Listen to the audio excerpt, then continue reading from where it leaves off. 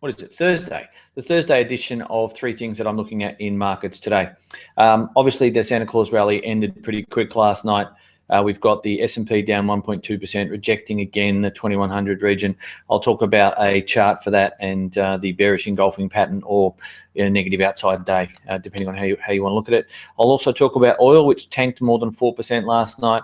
And I'll also talk about the Aussie dollar, which is just clinging to 73 cents at the moment, but is at risk of a pullback.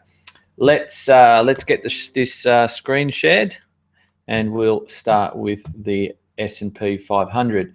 Now, I know that yesterday I got some feedback that there was some lag, so I'm hoping that by closing some of my things that are open, that I will be able to get this to you without too much trouble. So please bear with me as I'm trying to work this out. I've got a 16 gig laptop, but for some reason it is a little bit slower than it should be.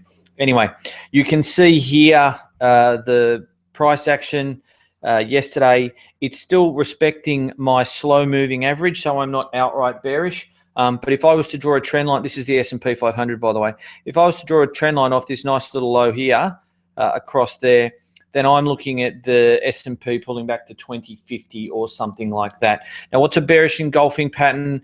In candlestick terms, it's a higher, higher, lower, low. That's a big one yesterday. That's that to me is quite a bearish sign. Now, why did it happen? It's because Janet Yellen essentially said, we are going. And why did she say we are going? She said, we are going because if we don't go now, we're going to have to go abruptly sometime in the new year, or at some point in the future. So that's what's happened there. That's knocked the SPY 200 down. So if you're trading that, it's off 53 points this morning, looking a bit wobbly. But the other thing that looked a bit wobbly last night was oil. And what's going on here is that traders are not convinced, or the pundits are not convinced. Some of the analysts were out yesterday saying that the Saudis will not agree to a cut in OPEC. There has been a change in rhetoric from the Saudis over the past few weeks. They have been starting to sound a bit conciliatory that they're going to work with their partners. So I guess from my point of view, I'm thinking that they probably will do something. But then again, I could be completely wrong. You wouldn't call me an expert in oil. If this low last night breaks, we could see a massive cascade. But for the moment, the price action does not tell you that you want to buy.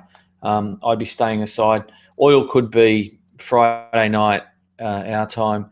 It could be $5 higher or $5 lower. But on a daily time frame, an option or something like that, I'd be probably buying a call rather than a put, because I think that the Saudis will do something, but time's going to tell and potentially make a liar out of me.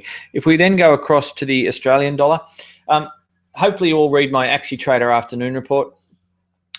It's a lot of fun to do, and I look at different time frames and different markets. Yesterday, what we saw, this is the 4-hour chart. We've got this nice little 4-hour channel. It's pulled back. It's holding in relatively well, and that what would you call it?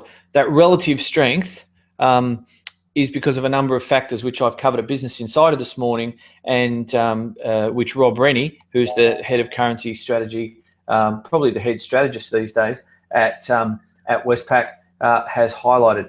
Key short-term support for the Aussie today is 72, 77, 78, which is this level here on the 4 hours, which is my fast-moving average.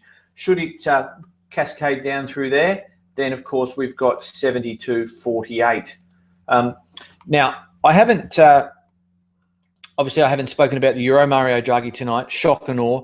EU inflation last night 0.1 instead of 0.2 for the month of November.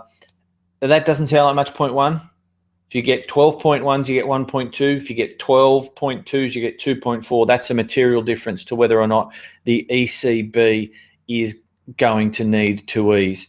And the 0.9 year-on-year rate, less than 1%, let alone less than 2%, which is where the ECB wants it. So we are going to get something from the ECB today. I still struggle to see if Mario Draghi can deliver what he's promised us or promised the market, but time will tell. Interestingly, a lot is already baked into the cake for the euro. It went back down under 105 last night and is back above 106 today. But Draghi's the big event tonight. So watch that one closely. Then, of course, we've got OPEC and non-farm payrolls tomorrow. In Australia today, there's some current account data, I think, but nothing too big. So that's it from me. Have a great day. There are 3 things I'm watching. You can find me on Twitter at Gregory McKenna. You can find me at Business Insider. You can find me at Axie Trader, writing on the blog or tweeting through the Axie Trader handle. And, of course, you can find me at my own website, gregmckenna.com.au. And I will take my leave of you. Good luck today. Have a great day. And if you've got any questions, any thoughts, you can always email me, greg@gregmckenna.com.au. All the best. Bye for now.